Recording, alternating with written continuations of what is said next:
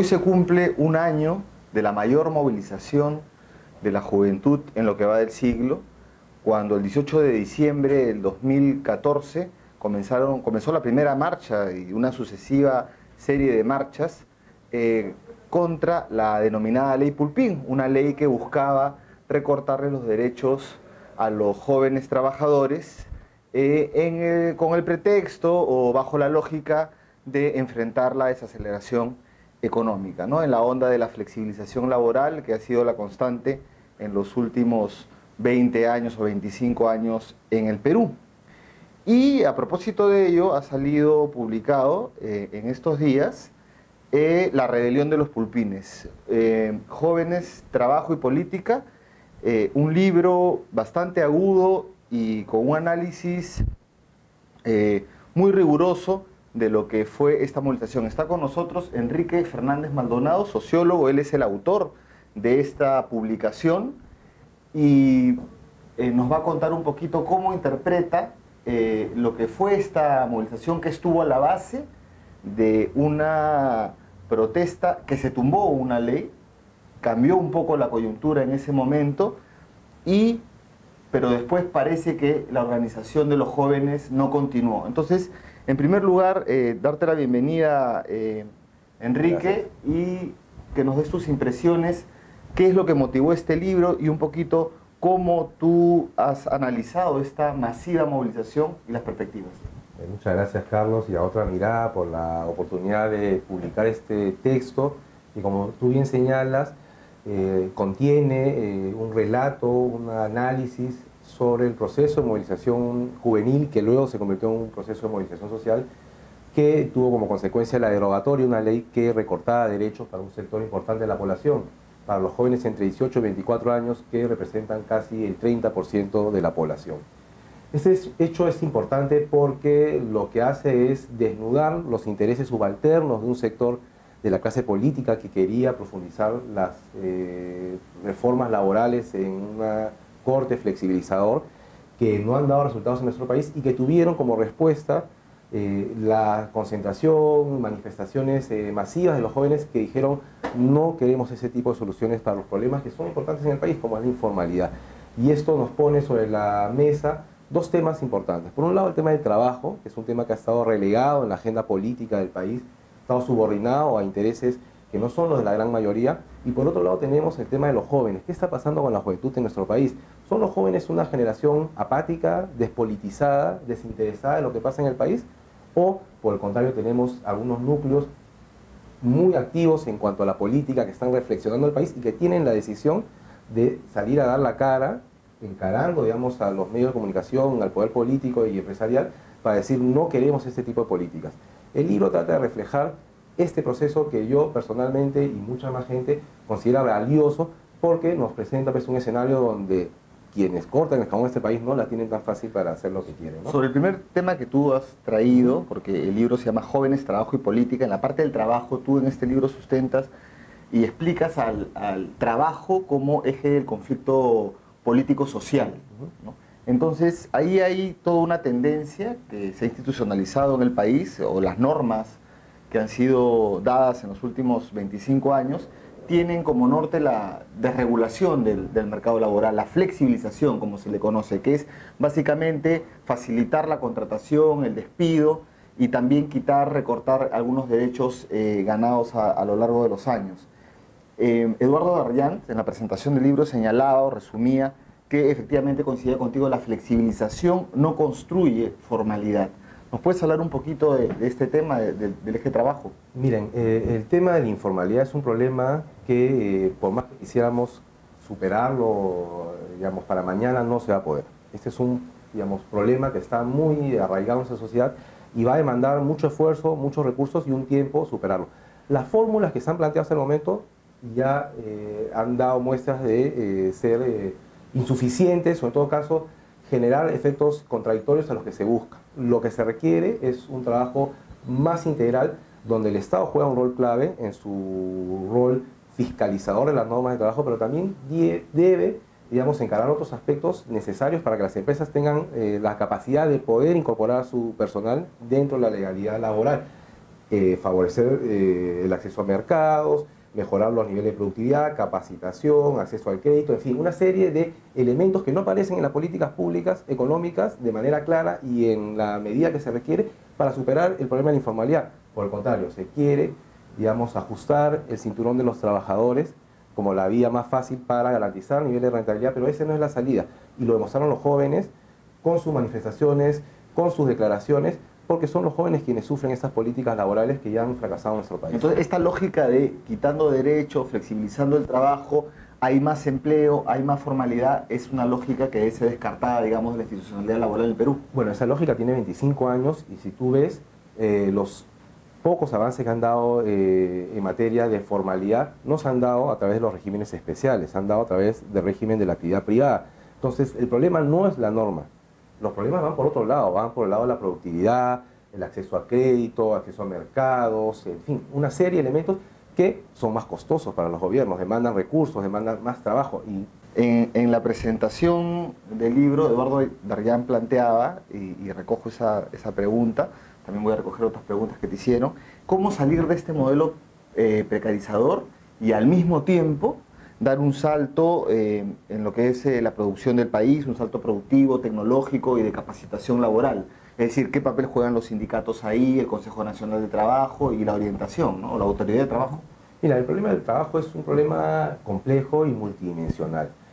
Una opción, digamos, es fortalecer la autoridad de trabajo. Hemos comentado en la presentación que el Ministerio de Trabajo es uno de los ministerios con menores recursos, apenas el 1% del presupuesto general de la República. Es poco probable que se superen los problemas estructurales del empleo en nuestro país con tan débil asignación de recursos para el principal ente rector de la materia. Pero además se requieren otros elementos, se requiere a un movimiento social y sindical articulado, fuerte, que esté en condiciones de exigir políticas laborales acordes con el concepto de trabajo decente, pero también hay elementos culturales que tienen que ver cómo las personas que tienen empresas plantean el tema del trabajo, el valor que le dan al esfuerzo de sus trabajadores y cómo lo reconocen en términos de derechos, en términos de ingresos. Entonces el problema del trabajo no es unidimensional, no es solo la regulación lo que va a generar mejores condiciones de empleo o empleo formal. Se requieren esfuerzos de diversos sectores, del Estado, del sector privado, pero también de la ciudadanía. Si la ciudadanía no exige sus derechos, es poco probable que se los den. Ahora, yendo al tema de los pulpines, ¿no? de esta gran movilización de miles de jóvenes que se tomaron la vía expresa y que no pararon hasta derogar la ley. Sigrid Bazán, que también estuvo en la presentación de tu libro, señalaba y rescataba de esta nueva cultura política de búsqueda de los jóvenes y de, bueno, nuevos sectores que están buscando cómo incidir en la política, pero también señalaba que esta marcha de los pulpines, o esta rebelión, como tú le colocas y que enseguida te voy a preguntar por qué, defendía el statu quo, es decir, son 20 años de quitar derechos laborales no solamente a los jóvenes, sino a todos los trabajadores, y ellos lo que hacían es simplemente defender esa precarización, que no se precarice más. Entonces es una defensa del statu quo. Entonces, ¿cómo ves que los jóvenes se identifican con esta agenda y cuál es la limitación de defender el statu quo? Mira, los jóvenes son uno de los sectores más movilizados dentro de un contexto de desmovilización en nuestro país en los últimos años. Y salieron a protestar, en este caso, contra una ley que recortaba sus derechos laborales, pero también han salido a protestar y a manifestarse con relación a otras iniciativas gubernamentales o políticas, como era el aporte obligatorio a la seguridad social, el nombramiento de los miembros del Tribunal Constitucional y la Defensoría del Pueblo, el servicio militar obligatorio. Hay un sector de jóvenes que tienen, digamos, interés en plantear su voz, sentar posición frente a determinados aspectos de la política nacional. Sin embargo, son jóvenes que son muy reacios o desconfían mucho de las instituciones clásicas de la política, los partidos políticos. Yo hasta el momento no encuentro otra plataforma, otro espacio o otra institución más idónea para hacer política que los partidos políticos.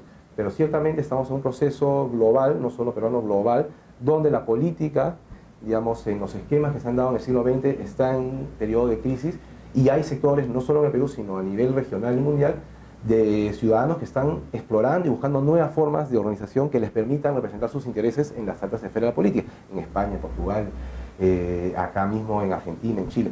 Entonces, los jóvenes peruanos sienten los rigores de un modelo que no les permite progresar individual y colectivamente, sienten que la clase política no representa sus intereses, sienten la necesidad de manifestarse, hacer política, pero, y ahí está esta intervención de Siri Bazán, es una política de búsqueda porque están explorando nuevas formas de organización. Por eso las zonas llamaron mucho la atención, pero también hay otros espacios, como el bloque hip hop, que tiene una presencia bastante importante a nivel de Lima metropolitana, que están haciendo política a nivel barrial, a nivel distrital. Les falta tener un mayor nivel de agregación y dar el salto hacia otros niveles de la política. Es un tema que podríamos seguir conversando con los actores, ¿no? Quique, ¿y por qué le has titulado La rebelión de los pulpines? ¿Qué implica esta rebelión y hacia dónde va esta rebelión? ¿O ahí quedó? Bueno, es una pregunta complicada. ¿Por qué la rebelión? Porque, digamos, reaccionaron frente a una política que los afectaba y dijeron, nosotros no vamos a atrasar con esto. No queremos este tipo de salidas a un problema que nos afecta, porque sabemos que no es la solución, y, digamos, decidieron hacerlo públicamente y confrontar, digamos, apenas con su sola capacidad de movilización y aprovechando recursos tecnológicos como el Internet y las redes sociales, pero sin los recursos que tiene pues el gran empresariado, los medios de concentración o, digamos, el poder que tienen los políticos en ejercicio. Y, digamos, lograron revertir una política en apenas un mes y medio en un acto estrictamente de rebeldía. Fueron, digamos, una respuesta, digamos, confrontacional, contundente, pero que, digamos, lo que impidió fue una política que avasallaba sus derechos. Nada más. No han logrado cambiar el escenario en términos normativos, en el sentido de avanzar hacia recuperar derechos que fueron conculcados durante el fujimorismo. ¿Qué ha quedado de todo eso? ¿Qué hay por delante? Bueno, siento que todavía está muy pronto como para ser tajantes en determinar, digamos, cuál va a ser el futuro, pero es importante señalar que hay algunos espacios que se están, digamos, juntando y están reflexionando sobre el tema, ¿no? Finalmente, César Cornejo, para no dejar de mencionar, porque hizo una intervención importante en la presentación, señala, él fue dirigente de las zonas en su momento, o miembro de las zonas, en pleno proceso de lucha. Él señalaba, más que una rebelión, bueno, decía que había sido un desborde para ellos mismos, incluso de la participación masiva de los jóvenes, y tú lo inscribes más bien en un movimiento de resistencia por parte de los jóvenes. César Cornejo decía, no le vamos a pedir peras al olmo, no vamos a pedir que de ahí salga la representación política o surja una nueva forma de organización política que compita, digamos, con los partidos tradicionales o con la organización política tradicional. ¿Ves que esto va a rearticularse en distintos momentos hacia un movimiento de resistencia contundente, permanente? Bueno, yo, digamos, ahí quisiera señalar que una cosa es lo que uno quisiera y otra cosa es lo que hay en la práctica. Sin duda a mí me gustaría que este grupo de jóvenes que se movilizó contra la ley Pulpín y antes contra otros motivos, logren constituir un movimiento, no solo de resistencia, sino un movimiento afirmativo que pueda proponer un proyecto político de cambio en el país y que genere otra calidad en la representación política. Ahora, eso hay que trabajarlo, digamos, no a ser, digamos, producto de la espontaneidad. Hacer política tiene sus costos, hay una inversión en tiempo, en energías, en reflexión, digamos que hay que ver si los jóvenes están dispuestos. Yo, en la redacción de este libro, he conversado con varios de los chicos que protagonizaron las luchas de fines del año pasado y de inicios de este año, y, por lo menos a nivel de discurso, tienen esa intención. La gran, digamos, pregunta es si esta voluntad se va a transformar en hechos concretos y van a poder, digamos, salvar las diferencias que existen en un espacio bastante heterogéneo, identificar objetivos comunes y agregar esfuerzos en pos de esos objetivos, ¿no? Bueno, Quique, muchas gracias. Te agradecemos por esta entrega y recomendamos a toda la gente interesada en profundizar en lo que fueron las masivas marchas de los jóvenes a fines del 2014, inicio del 2015, que lean este libro muy recomendable, La rebelión de los pulpines, jóvenes, trabajos y política. Con nosotros será hasta la otra oportunidad.